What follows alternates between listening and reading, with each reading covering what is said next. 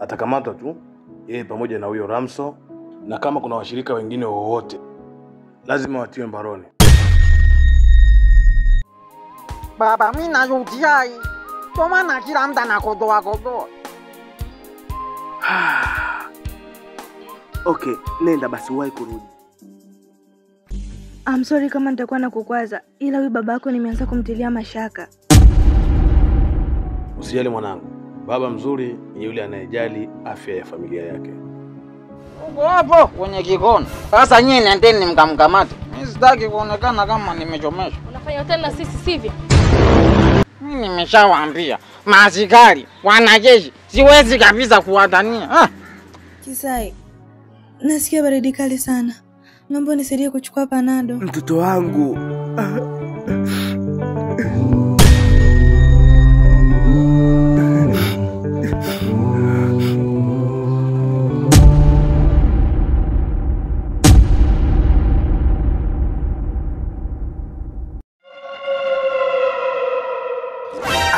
Dokta.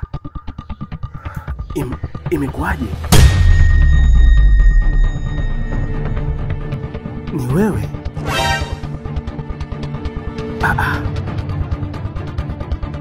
Imekuaje kwani? Ondoke, eneo hili sio salama.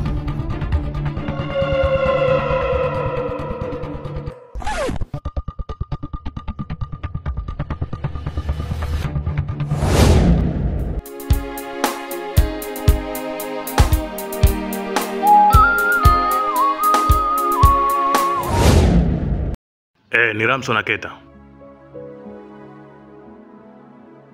Ndio.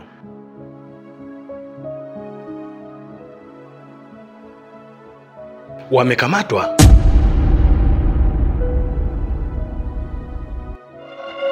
Aha. Ila sio mbaya. Safi sana. Wapi ilikuwa?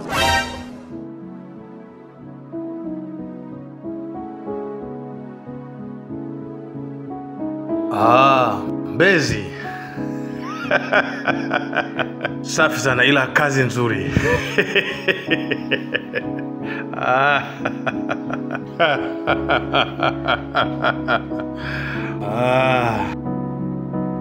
Hatimaye.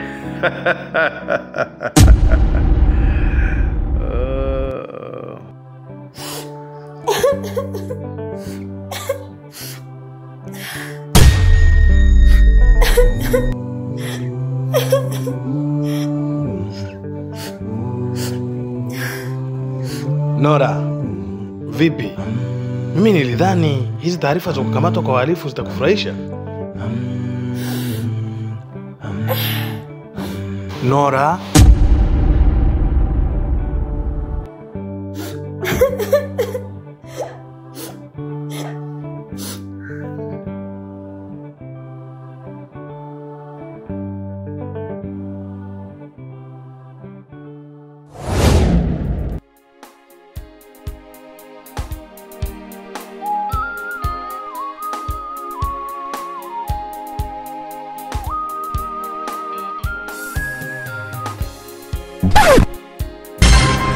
Dokta, nini kinaendelea? Kusoma ujui hata picha uoni. Auoni pale kama unakwenda kukamatwa. Asante sana ndugu yangu. Asante sana dokta. Asante kwa kuniokoa. Usijali. Ila unaonekana umechoka sana. Haujana muda mrefu Ndio. Umejuaje? Usisahau kama mimi ni daktari. Hebu twende kwanza ukapate msosi. Sawa ndugu yangu, asante.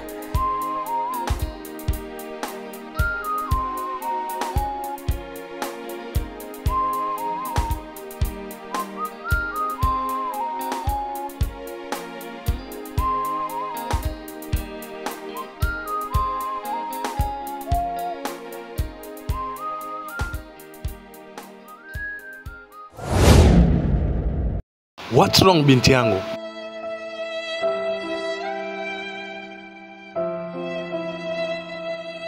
Hamna kitu baba.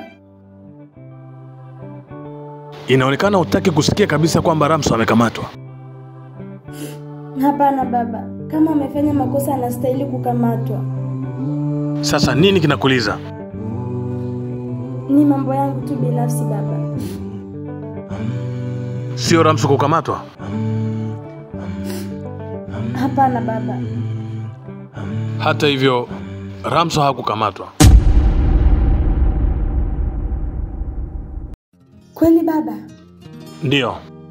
Waliokamatwa ni yule binti Keta pamoja na babake Ramso. Hao ndio walioshikiliwa mpaka muda huu.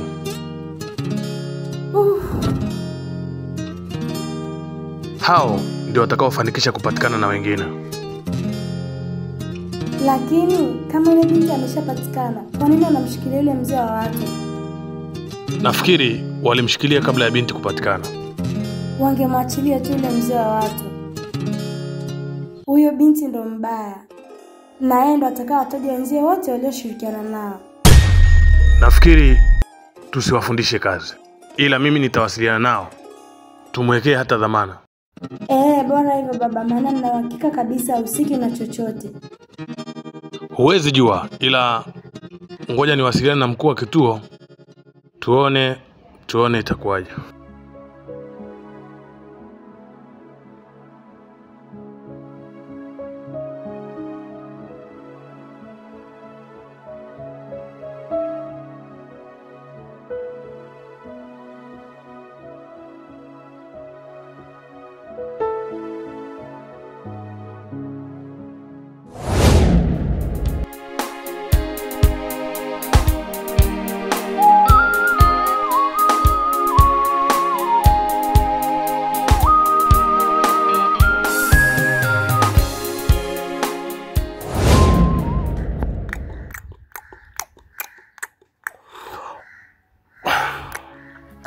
Kula taratibu basi, utakuja upaliwe. Ofu, nisahau. Tukitoka hapa, ndugu wangu kanipimia ile nadimu, maana ina siku hizo 2 sijatia chakula cha aina yoyote kwenye hili tumbo.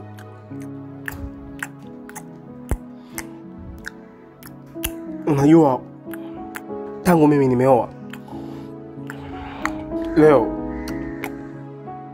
kwa mara ya kwanza ninapata kula chakula cha mantilio. Unaonaje ladha msosi? Kitamu Kitamu wapi ndugu wangu? Ni kwa vile tu nina njaa, lakini haifikii utamu wa kile chakula ambacho alikuwa anipikia mke wangu.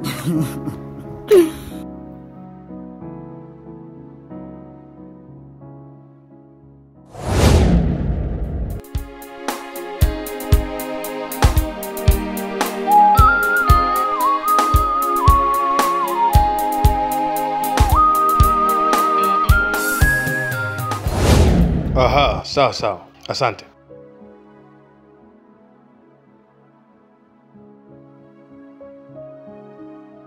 Mzee ameshaachiwa. Inaonekana alitoa misinformation. Afadhali. Ila wanaendelea kumhoji yule binti ili aseme alikuwa na nani kwenye huo mpango. Wambane vizuri, maana Ramso hahusiki na chochote. Isipokuwa yule binti na kundi lake ndio wamuingiza Ramso kwenye matatizo. All in all, tuachie mamlaka. Wao wanajua cha kufanya ili wabaini ni nani anayehusika, ni nani asiyehusika.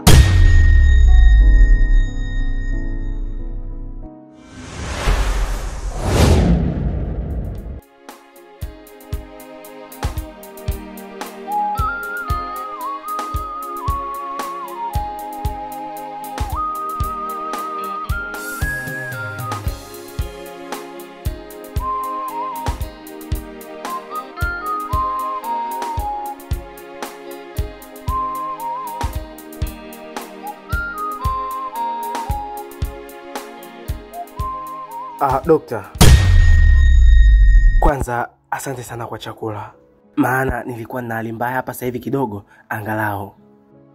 Usijali. Ila dokta, nina maswali mengi sana ya kukuuliza, na sijui hata nianzie wapi. Usijali, na mimi niko hapa kwa ajili ya kujibu maswali yako. Okay, sawa. Swali la kwanza, imekuwaje wewe upo katika hali hii, na wakati mimi nakufahamu wewe ni daktari, tena daktari mzuri sana? Na jambo la pili, ulijuaje kama mimi nipo maeneo yale? Maana ni kama mtu ambaye ulikuwa unanifuatilia kwa kitambo sana. Ni kweli, ila majibu ya maswali yako siwezi kukujibu hapa. Ni vyema tukaenda ofisini kwangu nikakujibu maswali yako. Ofisini kwako pale hospitali au? Je, tutapata wasaa mzuri wa kuzungumza kweli? Kama unavyojua wewe ukiwa pale hospitali muda mwingi unakuwa na ubizi wa kuwa na wagonjwa. Ni kweli, ila mimi kwa sasa sifanyi kazi pale. Nina ofisi nyingine. Ni vyema tukaenda, tutazungumza mengi. Okay, sawa. Tunaweza kwenda, ila ningeomba unipatie dakika kadhaa tu. Kuna mahali nataka kwenda. Kuna mzigo wangu wa muhimu sana nahitaji kwenda kuuchukua. Au kama ikikupendeza na ukiwa na muda, twende wote tukachukue huo mzigo kisha tuelekee ofisini kwako tukazungumze. Unataka kwenda kwa yule binti aliyokamatwa? Unataka kwenda kuchukua mzigo aliyokuachia chini ya ndoo? Ndio. Umejuaje kwani? Usijali. Utajua tu.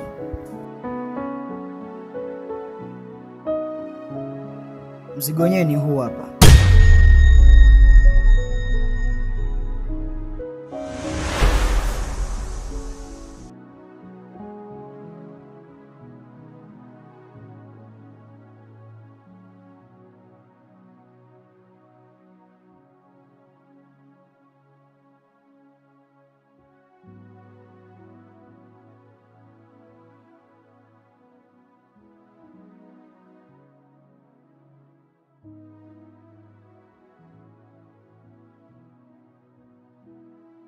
Twende ofisini.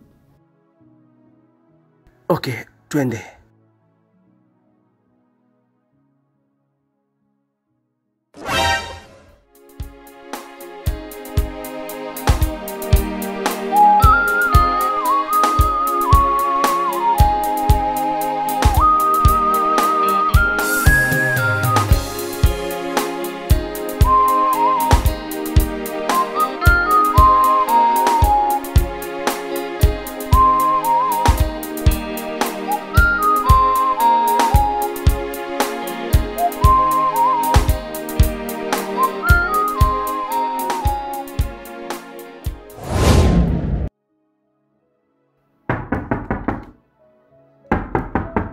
Karibu, ingia.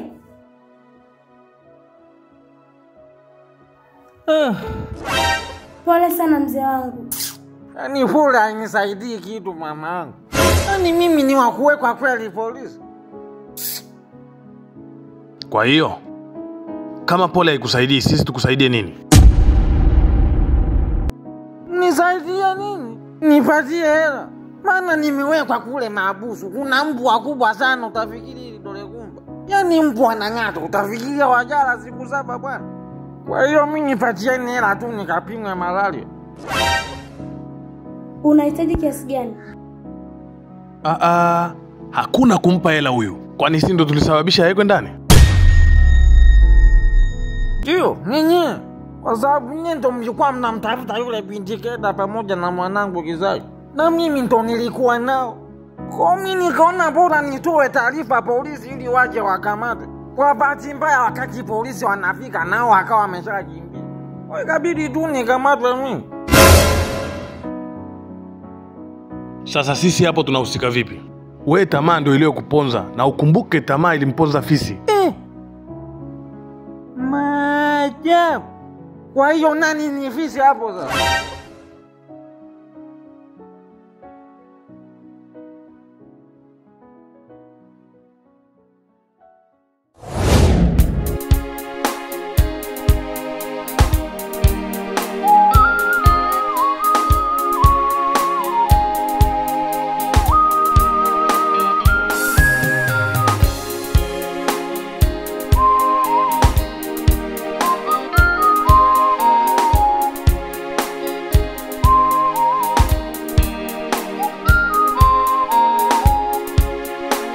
Karibu sana.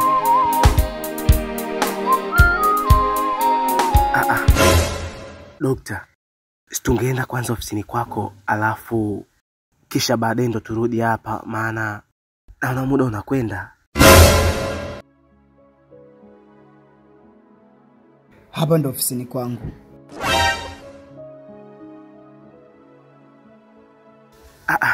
Hapa ndo ofisini kwako? Imekuwaje kwani? Ni story ndefu sana. Ila in short, nimefukuzwa kazini na leseni yangu ya udaktari wameifuta. So hapa ndo kwanza naanza maisha yangu mapya.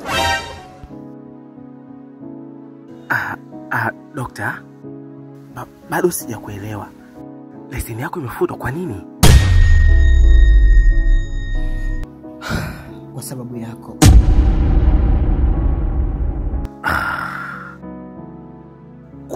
Kwa sababu yangu?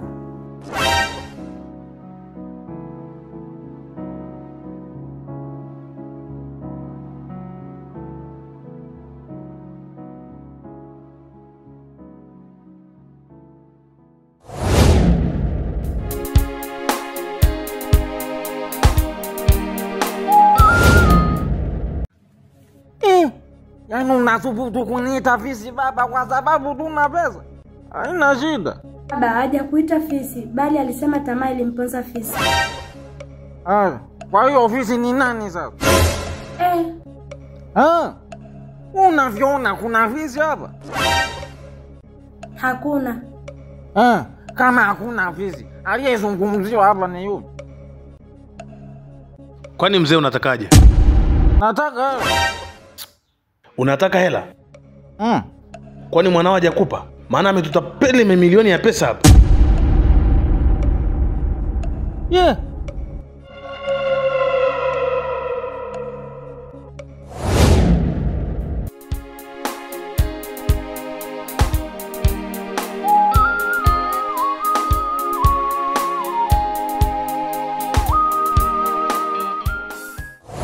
Dokta, unajua umeniacha njia panda.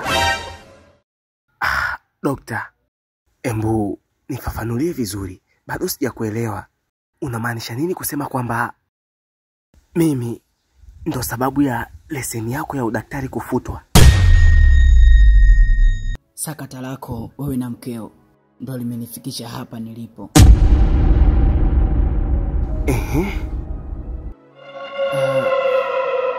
Kuna ripoti za uongo nilikuwa nashawishiwa kuzitoa kuhusiana wewe na mtoto wako. Baada ya siku nilivyokuja kubainika, ndo nikafukuzwa kazi kwa sababu zilikuwa ni taarifa za kupotosha.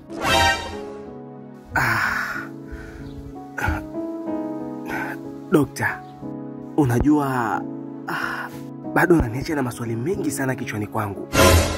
Ni taarifa zipi hizo? Na umemjuaje Keta hadi kufikia wewe kufika nyumbani kwake? Na pia ulijuaje kama mimi nafuatiliwa na maaskari? Na pia ni upotoshaji gani huo ambao wewe uliufanya hadi kufikia hatua ya wewe kufutiwa leseni yako ya udaktari? Kwanza kabisa Keta mimi nafahamiana naye kwa sababu ya KP tu. Na KP ndo ana ukaribu na wewe Keta. Nalijua hilo. Na walikuwa wananitumia mimi ili kukupa taarifa za uongo kukuhusu, ikiwemo vipimo na majibu ya daktari. Na kila kitu kuhusiana na wewe na mkeo ilikuwa ni mpango wao.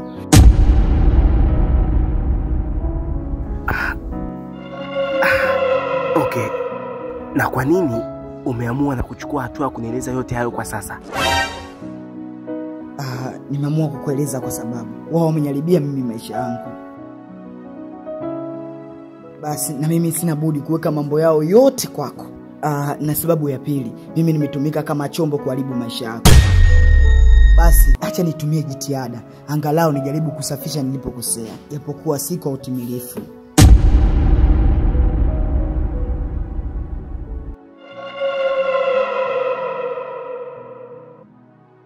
Okay, sawa.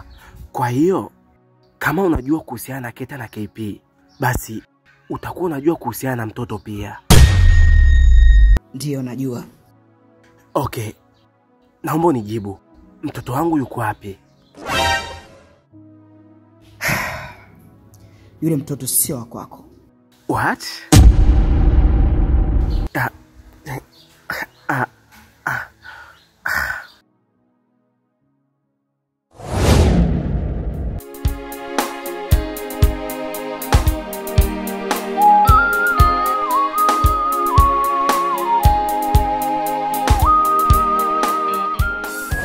Mtoto wako ameshirikiana na majambazi kutaka kuiba hati na kuiuza hii nyumba.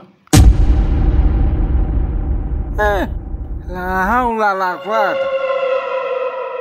Na kama hiyo haitoshi, mtoto wako pamoja na washirika wake walishirikiana kutaka kuiba mali za ofisi na ushahidi tunao. Jamani, mimi mbona mtoto sikumlea kama hivi? Kweli hakuwa hivi. Alikuwa na tabia nzuri tu na mume bora kabisa, ila baada ya kukutana na Yuketa na mambo ndio yakabadilika hapo.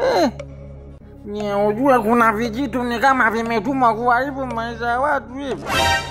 Kwanza, mtoto wako ni muhuni. Inasemekana alishazaa na huyo binti.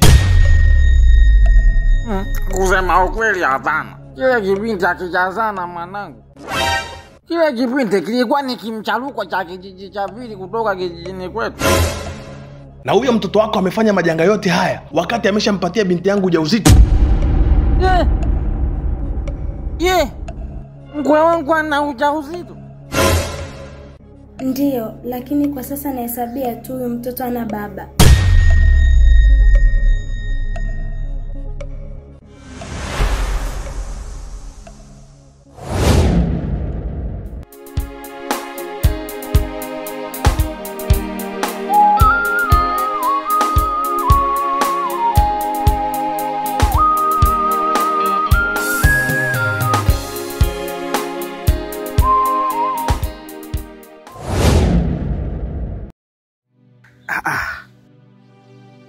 Dokta.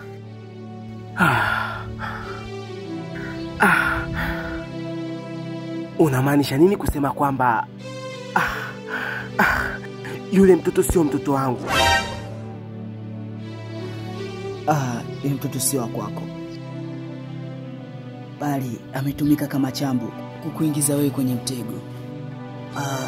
Kwa kuwa nilisha kuongopea kuwa hautokuja kupata tena mtoto. Unamaanisha kuwa wewe uliniongopea?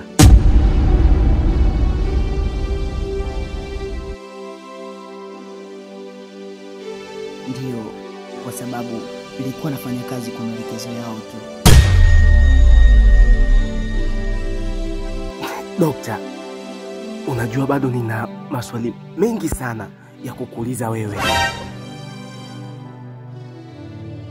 Ina maana mimi hapa kizazi ninacho, si ndio? Yes, unacho.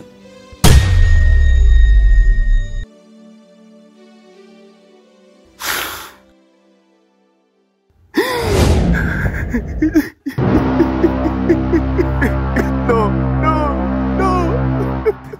Dokta, sasa kwa nini uliniongopea? Why, Dokta, why? Sasa kwa nini muda wote uliacha mimi nikalea mtoto ambaye si wa kwangu, Dokta? Why?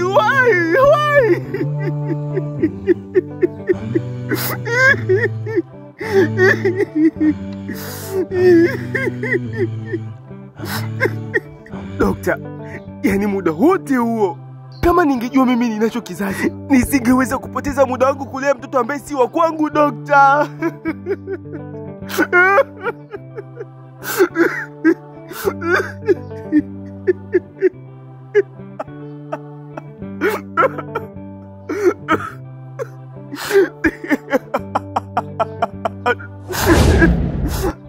Dokta, unajua kwamba nimepambana kiasi gani na kusacrifice kila kitu mpaka maisha yangu kwa ajili ya kumlea yule mtoto, nikiamini kwamba yeye ndo damu yangu ya pekee na sitakuja kupata mtoto. Na unajua kama ningejua kwamba mimi ninacho kizazi, leo nisingekuwa hapa, Dokta, nilipokuwepo sasa hivi. Dokta, umeniharibia maisha yangu.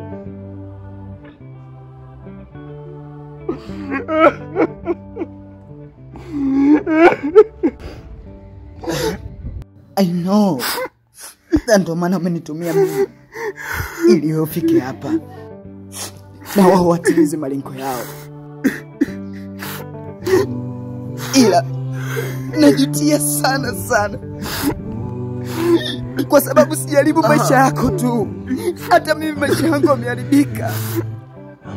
Why, Doctor? Why? Why, Doctor? Why? Why, Doctor? Why? Why?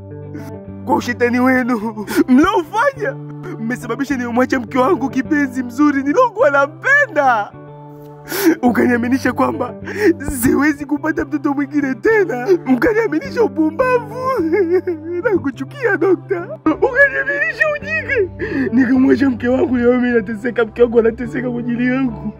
Kwa ajili ya upumbavu wenu, ushetani wenu Dokta.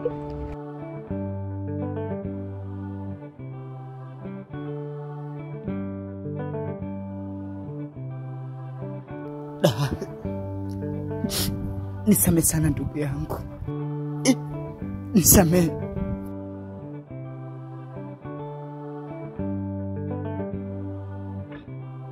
Nisamehe sana ndugu yangu. Najutia makosa yangu. Najutia.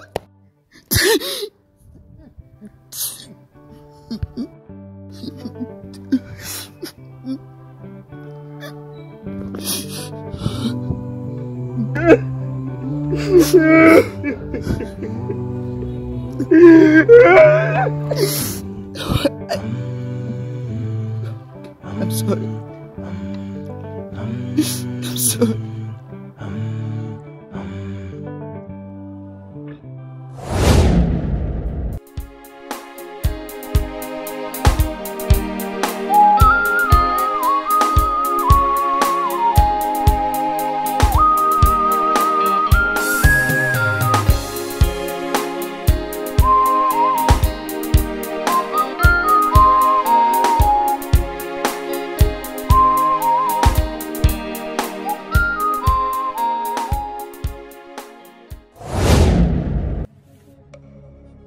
Ina maana ukimpuluka hajui kama una ujauzito?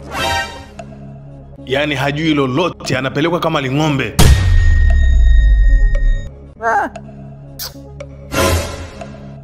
Ila hakuna shida baba, mimi siku si nyingi naondoka. Nitalea tu mtoto wangu na atakuwa.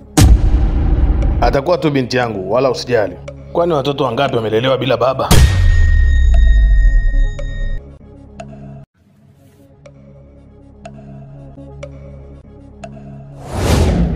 Najua kwako msamaha huo utoshi. I know. But nimeamua kufanya kitu ambacho kitakusaidia kukuondoa katika hii kesi. Kitu gani hicho? Kwanza nitakutajia mtandao wao mzima. Pili, nitakupatia ushahidi ya kuweka wao matatizoni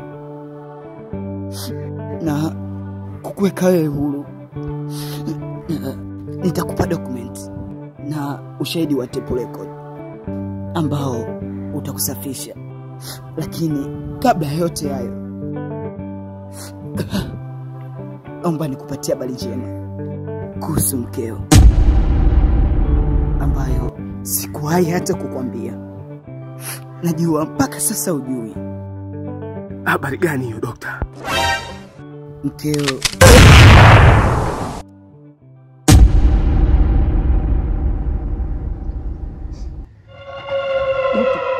Dokta. Dokta. Dokta. Dokta.